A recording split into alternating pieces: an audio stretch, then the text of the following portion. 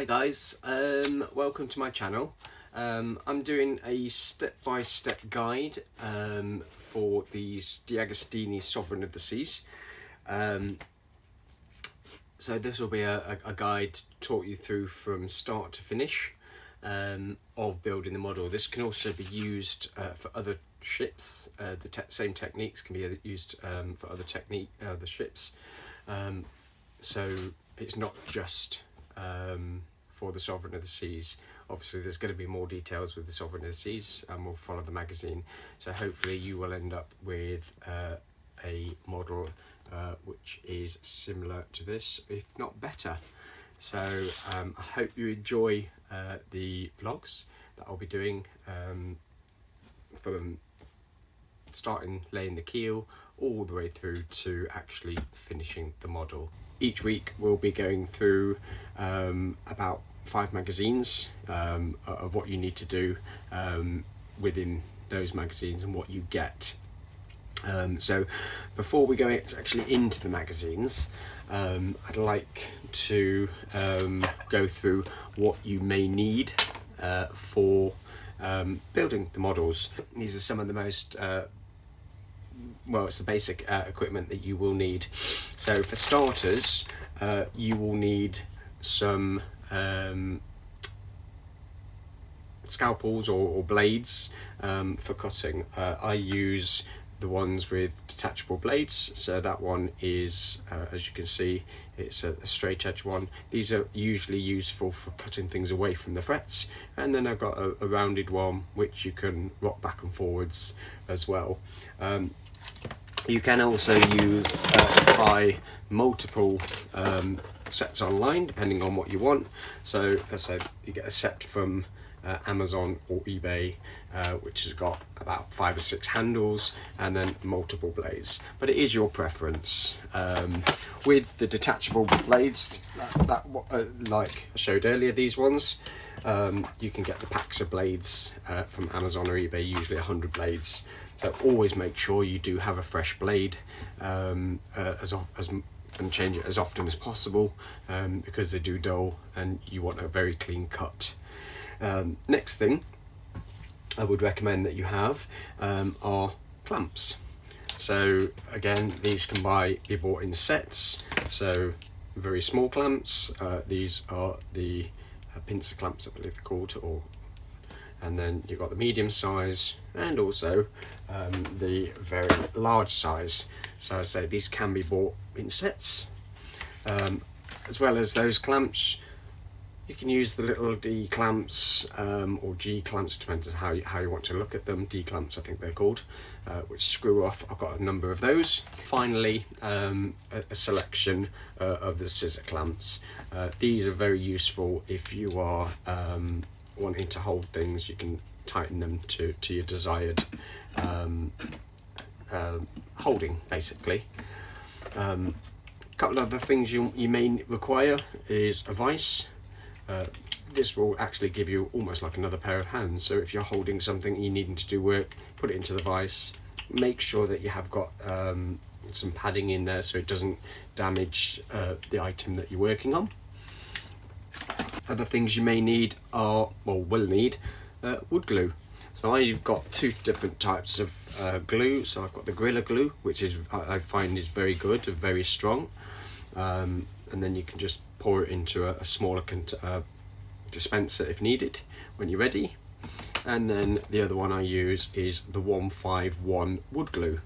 That is also very good, strong. It usually sets within 24 hours, pretty hard, and is very useful. As well as the wood glues, later on you are going to need the super glues, which are going to be needed. So 3 different viscosities are available usually from model shops. So you've got the thin viscosity, medium, and also thick viscosity. The thin one is very useful when you are actually joining things together. All you need to do is push the two bits of wood together, put a little bit of the glue on the join, and then the capillary action will take over and it will draw the glue along the whole seam in that respect. So it will form a tight seal or tight join. So as well as the glues and everything like that, you're going to need a straight edge. So I've got a metal ruler. It's quite useful because you're not going to damage that rather than the plastic one, which you could end up damaging if your knife splits. This one's 60 centimeters, which is pretty good for when you're doing things later on, like your maths and measuring. So that is the longer the better. Other thing is a set square, which you'll need. Try and get the metal ones, because the plastic ones tend to bend a little, so it doesn't give you a true right angle. But the metal ones, if it's also got a spirit level in, as you can see, you can ensure that it's both straight, as in vertical, and also when you're doing your horizontal, you can ensure it's horizontal. Each keel frame that you're going to be building up is actually horizontal to the keel, right angles to the keel. So what you want to do is ensure that the frames aren't at an angle, which could then cause the ship, as you're building the ship, to twist, which will then have an effect later on in the build, because if it's twisted, it does have an impact later on, and it may show when you're trying to do other things. The next thing you will need is some files. You can get various parts. I've got different shaped files, so ranging from round to semicircles to the square ones to the triangle ones, but the most common one you'll be using is the flat one. That will help you file any details down that you need. Usually when you're doing the decoration details on the Sovereign of the Seas, you'll have the little burrs from the metal castings, which you're going to need to file off. So those files are very useful in that respect. Moving on from the files, you are going to need some sanding items. So either a sanding block, which you can put the paper on, or you can get these. This is one I do prefer. So it uses little belts of sandpaper, which you can interchange on the holder. So they range from about 80 grit up to 2 or 320 grit, which is the finer ones. But then later, if you need other finer sandpapers, we can talk about those at a later point in relation to what you require. Emery boards, very good, very useful. So it's good if you do have a couple of emery boards, because they can just file or sand small areas if required. So these ones have got two sides, a smoother side and a thicker edge, so that's very useful. You're going to need some sort of plane in relation to this. This is a modelling plane, so it just uses like a normal razor blade that you'd find in a shaver. You can adjust it. That will help you when you're tapering the wood for the planking and doing small fine details, so you don't go mad. You can just plane those off slightly and you'll get a nice finish that you require. Later on in the build, you're going to be needing some pliers, or different forms of pliers. So this is these are basically a smooth edge plier. There's no grip in them, it's just flat. These will help you if you are bending materials such as copper, little copper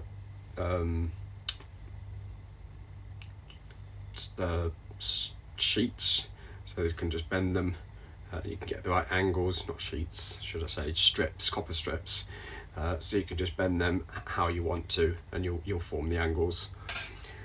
Next set, pair of pliers with a grip. That's useful if you're holding things and needing to hold things at an angle.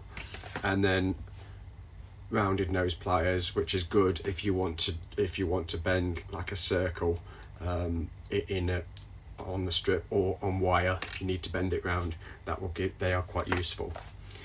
You'll also require some wire cutters. These again help for snipping the strips, copper strips, or the wire as well when you're needing to do anything with small details. So they will be required. I also have bought tweezers. I find tweezers very, very useful, especially for working with the details of the rigging. The tweezers are very useful. So these are a set I bought off Amazon. You've got larger ones, smaller ones, so the larger, longer ones, sorry, and then you've got the bended shape, so you can get into the funny angles. So I find those very useful. You won't need them right away. There'll be more later on in the build when you're starting to fix things such as the cannons, etc., to the bolts or doing little minute details. I've also got some little holders, so if you can get some clamps. These are clamps on some sticks basically. So when you're painting, I've got a little holder there, so once you've painted them you can actually just hold them and they're there waiting for when you're ready to use them. So once they're dry, obviously you just unclip them. The clamps are protected, they've got a little cover around them, so it's not going to damage the actual item that you're working on. So they're quite useful. Other things you're going to need for later on is the pin vices, or these are basically for holding the drill bits. You might need these quite early on when you're doing the planking, because it's ideal to drill a small hole in the end of the plank, especially when you're tapering. That way it will ensure that when you put the tack in to hold the plank, you're not going to split the wood, so it gives you a better finish at the end of the day. So these ones range from 0 up to 4.8 millimeters. So again, they're very useful, and you'll be using them throughout the build. The next item, a selection of drill bits. So these range from 0.4 all the way up to 3.2. I've never had to use the 3.2 or one occasion when you're doing the bigger holes. These could be used as a little pilot hole, but most of the time you won't need to use the larger sizes. But if you get a selection, so you have multiple ones, a number of different sizes, that way if one breaks, you've got backups all the time. Another thing I'm using is magnifiers. These ones are actually head magnifiers, so you've got the torch on there, the light can be adjustable, and these use the lenses, so which fit in the visor. So you've got different lenses from 1 up to 3.5 I believe, and then they will slot in the front of the visor, so it basically frees up your hand. So once they're on, it frees up your hand, you can work on the details, because this item is actually going to be has a lot of detail, this actual build. So you want to try and, if you want to paint the models, there's going to be a lot of intricate painting that you need. So that's the visors, which we'll go into more detail later. If you are painting the models, D'Agostini actually do the paint set of the paints that you need, the Admiralty paints. So it's got all the paints colours that you're going to need for this particular model. So ranging from black up to the yellows and the red and gold and brass, etc. So they will come in a box delivered. You can get them off the D'Agostini website or their store. And it's always good to have them if you are doing the painted models. Some models people prefer to just have them as wood, or you can actually paint all the details on. Along with the Paints, selection of paintbrushes. I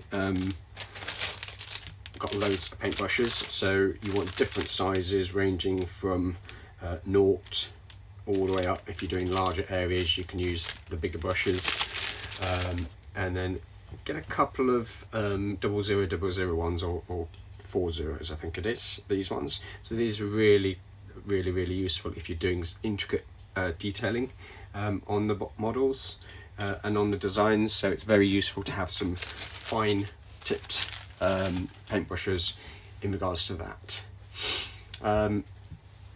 Always good to have some wood filler. So once you've actually done your planking, if you just go along with the wood filler, it just smooths everything out, fills it in, so it gives you a better finish rather than you having gaps. So you can get those ones from Wicks's small pots. I always go for the natural colour, which is the wood colour. So you just got the thing, just use your finger, smooth it over, wet your finger as well, smooth it in into the crevices, let it dry, and then just give it a nice little sand. A couple of other things that you need: some razor saws. These come in, usually get 2 blades in a pack, so you'll get a thinner blade, the thicker blade, and then you'll get the handle as well, which is there. So you get the handle as well. So these are useful for when you are cutting wood, trimming down especially when you're doing the mass, you need to cut these down. This gives you an excellent cut, very fine cut and very smooth cut. So you can get those on Amazon, eBay, or modelling shops online. One of the best ones I use, I do use Amazon and eBay a lot. Other things you will need is a selection of pencils and a pencil sharpener if you're using pencils. I use 2 types of pencils. I've got the standard one, and then I've got the ones which you just click down to get the small leads out. These are good if you're using wanting to mark fine details. So just pull the lead down, as you can see there. Mark what you need. It's a lot finer than these standard nibs or standard pencils. Even when they're sharp, that's a lot finer. So that's something to work with, or you will require, because you're going to be doing a lot of measuring, cutting, etc. I mentioned earlier about the glues. I've recently purchased this applicator pack. So that one where you can put the glue in, it will give you some rollers. So I'm going to give this a try and do a review on it at one point, because the model does state that although you're gluing it to the frames, you glue each of the planks to the existing plank as well. So this way, if you've got the applicator, you can just run the plank along and it will give you an uneven coating of the glue along the edge of the plank. So when you put it on, it's going to be nice and neat. When you're dealing with glue, make sure that you've got a damp cloth handy to wipe off any excess, especially when you're doing the planking, because once that dries, it will basically cause issues if you're trying to paint it after. So make sure you get rid of any excess glue as you're painting and going along. So that's I did mention about the razor saws. There is a cutter as well. This one I use quite a lot. It just sits on the side of the bench, and then what you can do is you can cut the actual wood at an angle, so it gives you a 45-degree angle if you're cutting things either side, or you can do a straight edge angle there. Prefer the metal ones because it's less likely to wear out than the plastic, but it's always useful to have one of those. Couple of other things: tapes. These are the frog tape I use, so when you're painting the hull, it gives you a nice clean line to paint with. Once you've painted it, it stops it what it's called paint out, so it keeps your lines very sharp. So I've got different sizes of that, different thicknesses, which you may need. One of the other things that you'll need is some digital calipers. These are very useful. So these, what these will do is, once you open them up, you've got a small display to tell you how many millimeters you can have, millimeters or inches. Tighten it off, and that will give you an accurate measuring distance between the 2 points. So that is very, very useful in relation to modelling, especially later on where you are doing a lot of measuring, because there are quite a lot of details in regards to that.